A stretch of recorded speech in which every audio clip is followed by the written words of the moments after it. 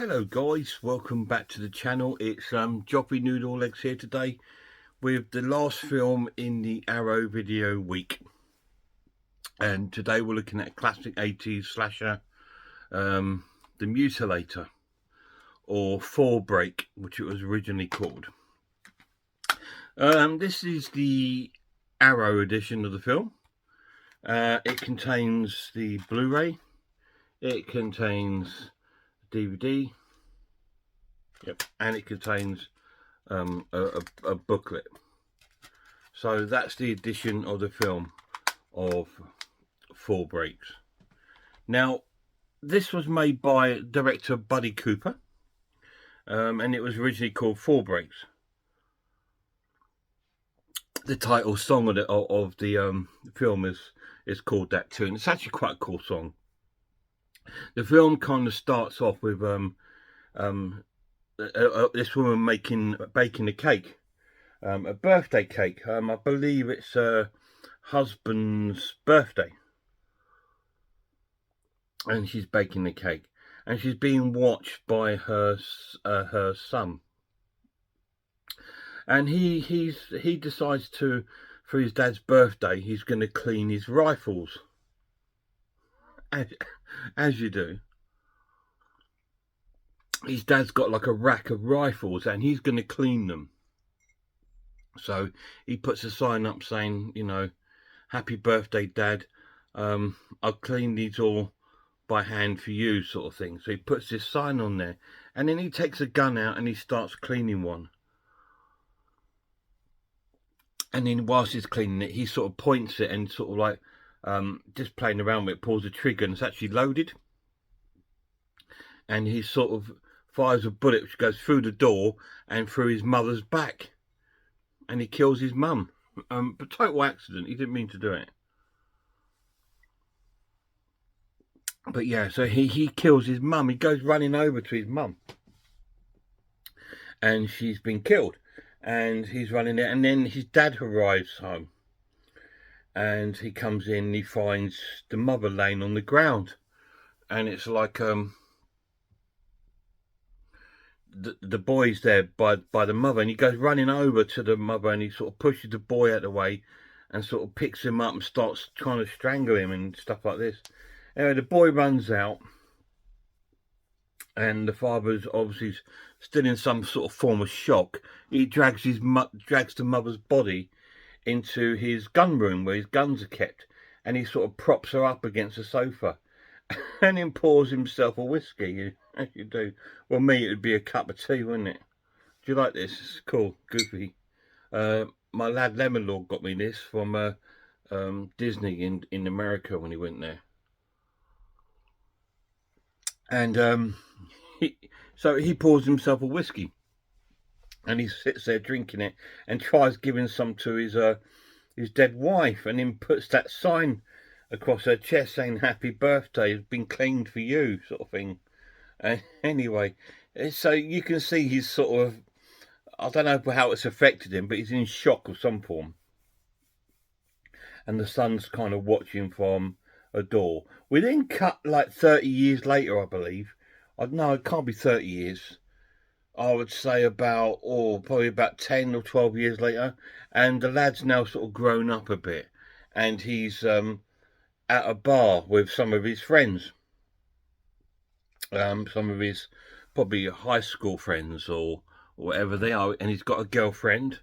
He's got two male friends, and they both got their girlfriends there, and they're all sitting around this table discussing, you know, we've got no plans for the sort of like the vacation, whatever they're on, whatever holiday it is. I don't know if it's the fall or if it's summer or spring. I don't know how the vacation system works in America. Anyway, they're discussing that they haven't got any plans, and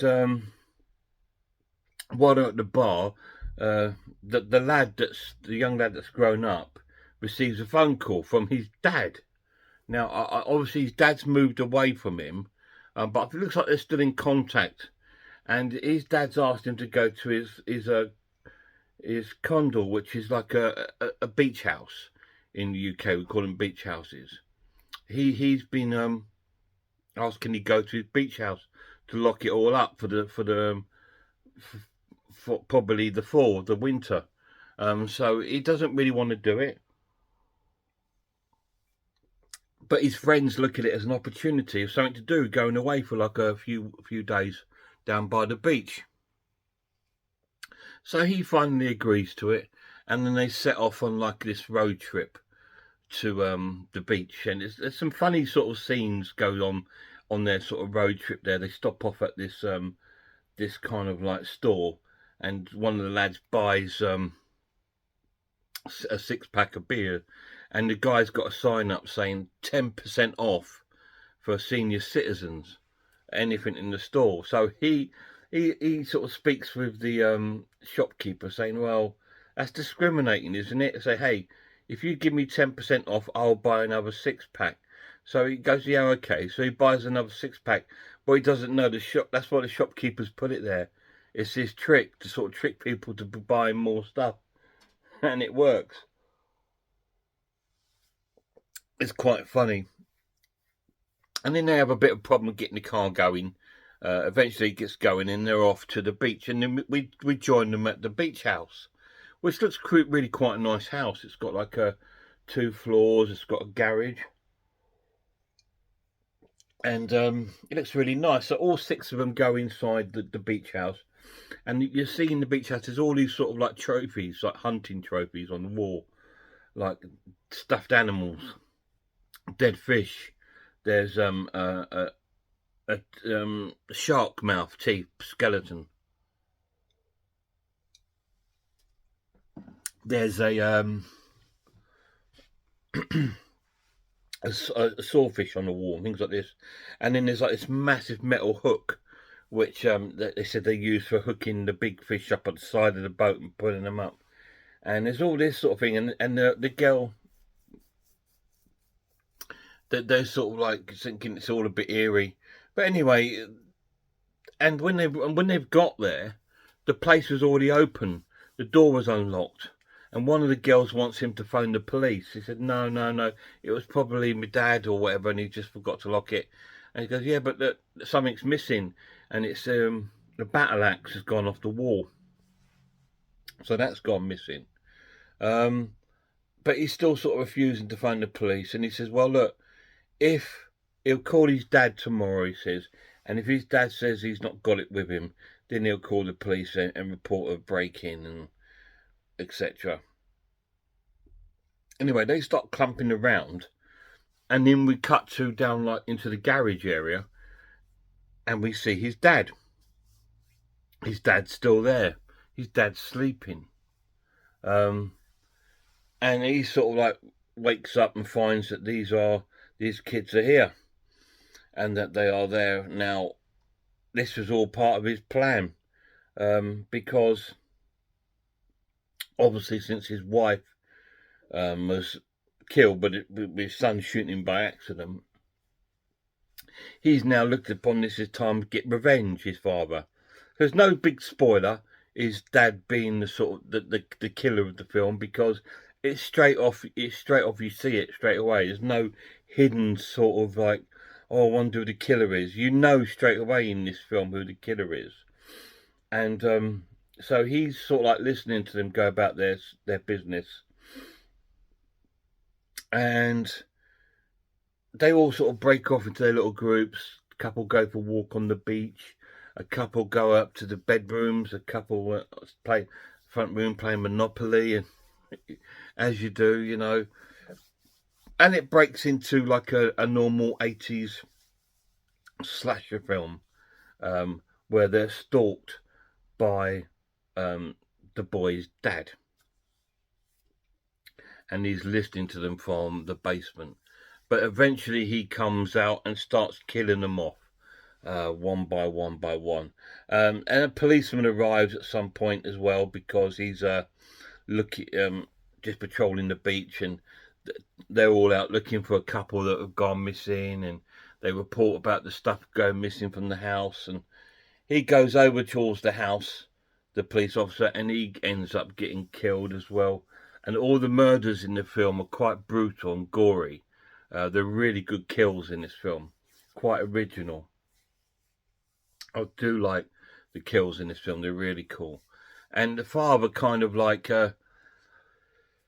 yeah, so he's getting his revenge on his son. And this is pretty much what the story is. There's no heavy plot in the film. You know, there was an accident when the boy was young. He ended up killing his mother. So the father's is into shock. And a few years later, when the lad's grown up, he's gone to the beach house where his dad owns to sort of close up. He's gone there with his friends, and his dad's there to get revenge on him and kill his friends off. That's it. That's the story. Simple, you know, but there we go. It's of its time. But it may be simple, but it's brilliant. Absolutely awesome. So, what do I think of the film? Like I said, it's awesome. It's an absolutely corker of a slasher movie. It's very, very, very much along the lines of Pieces. If you love Pieces, you'll love The Mutilator. It's got that sort of really cheesy acting in it, quite bad in some places, and yeah, but it's got this real charm about it, and the music is really good in it. I really like the music. It's very 80s, sort of like cheesy high school sort of music playing over it, but it works so well. And the father as a killer is really cool. Although there's no big secret who the killer is, um, you see it straight off, and it's like okay, but it doesn't take it away from the film. When there are a lot of slashers, it kind of does. It's like that kind of ruins the film when you find out who the killer is. But in this film, because you didn't learn it straight away, it's kind of like, well, it hasn't taken it away from the film because it's still really good fun. Because all the characters are quite likable, and they are all annoying and all really sort of badly acted and really cool. And like I said, it's got some amazing kills. So the pluses of the film, the transfer is really, really excellent. It looks amazing. There is still some sort of like film damage that you can see. Like sometimes in one side of the film, you see like a red sort of like light coming in. But that's just where the film negative's been exposed to either heat or light. And that's what's caused that sort of film burn. But it's a lot better than my Vipco copy that I got. I got a Vipco copy on DVD. So it is a lot better than that. So that's really, really cool. Yeah, it's a cheesy, easy plot film. No-brainer sort of story to follow. But that's cool as well. It's a positive to me. Because you can just turn off, have you drinking your popcorn or your minstrels and sit there and enjoy this like really cheesy sort of slasher film, just like watching Pieces. It's very similar to Pieces, so that's a plus. The kills are great. It's very gory. It's the music's great. Negatives of the film, I can't really think of any, really, to be honest. It was the right length, really. It's about 80, 82, 85 minutes. It's about the right length. Any longer, it could start to drag. And the ending is quite abrupt, I suppose. But it's still cool and it was really gory. And another good thing about this release, it has a feature-length documentary on there about the making of, and it lasts about almost like the same length as the film. So that's really, really cool. I really enjoy that. And I believe now, after all these years, there is a sequel. Buddy Cooper is making a sequel at the moment, The Mutilator 2. So hopefully in the next year or so, that will be coming down the line. That would be really, really cool. But it's really, really great. I'm going to score the film an awesome watch and give it a 9 out of 10. It's a top-notch slasher to me. To most of you, probably not. It is probably like cheesy as hell, and you know, it's very similar to Pieces and Girls' Night Out. Those sort of kind of slashers, which I love. I love the cheesy, bad acted sort of slasher films with like lots of sort of like blood and gore and guts and stuff, which I love. Where most people like the sort of high budget end slasher film like Scream and I Know What You Did Last Summer and all these sort of high budget. Well, I like the lower budget films, you know, Hell High, things like that. It's the films that I like. And this is all in that vein. It's really, really cool film. Mutilator, 9 out of 10. Any of you guys seen it? If you have, let me know down below what you thought of it. I mean, it's a really good film, and I believe it's like one of those sort of films like Pieces that's got its own sort of cult following, and that people are really passionate about the film and absolutely really love it. And when you watch the documentary on there, you can see how much the crew and the actors loved making the film and their respect for Buddy Cooper, because they've all pretty much said they'll all be happy to come back and be involved with a sequel. The sequel is being made, I believe. Just have to keep an eye out for any sort of release dates. I don't know if it will get a theatrical release. I don't know, but it'll be still really cool. You know, 40 years plus, whatever it is. Can't remember what year this came out. But I'm going to guess around 82, 83, maybe 84. It's going to be sort of like early to mid 80s when this came out. So we're looking a good time ago. So it's really weird that they're making a sequel now, but hey, why not? It's cool. It ends, yeah, it ends where it could have a sequel, but it also ends where it could have actually easily been just the ending. But it was really, really cool film. Really great. Guys, till my next reviews, I hope you've enjoyed this Arrow video week. Thankfully, none of them have been blocked. I did last week, did Chinese Cinema Week, and all of them except 2 were blocked, and it's really frustrating, as you can imagine, when you put hours of work into it, like watching the movie, getting clips, getting your sort of like head round it all to what you're going to talk about the film, getting a synopsis, what you've seen in your head, talking about it, putting the clips together at the right point, and trying to do all that, and then editing the video together, and then sort of like processing it and uploading it.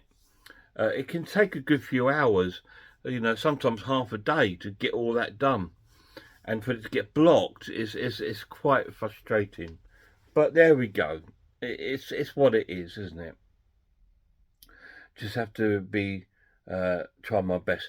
And how do you guys feel about this new way of me doing these videos like you before, rather than just chopping my clip in? I'm sort of like trying to have it in while I'm talking over it, because I'm kind of hoping if some of the copyright claims are down to sort of like music or anything like that, or anything in the background, I'm sort of covering that up with my speaking over it. So that's half the reason why I'm doing it like this. But I hope you quite like it like that. If you don't, let me know down below, and I will revert back to the other way of doing it, of putting clips up and doing it that way. Just let me know. Anyway, guys, till the next video, as I was saying, please go and check out some horror channels for me.